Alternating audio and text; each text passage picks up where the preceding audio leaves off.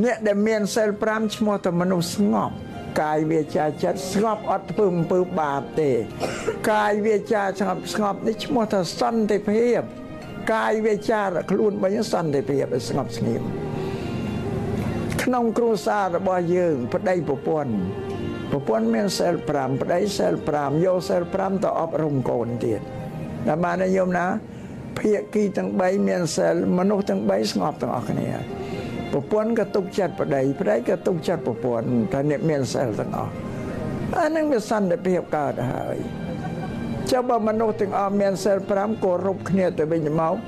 ឧទាហរណ៍ថាមកបរិយនេះ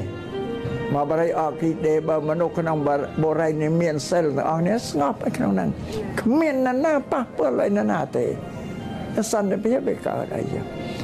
បានថាគោរពសិទ្ធិមនុស្សនេះមិនកើតពីការបួងសួងបន់ស្រន់ឲ្យនរណាមកធ្វើឲ្យទេអត់មានទេបើពុទ្ធសាសនាលោកសម្ដែងថាចង់ឲ្យ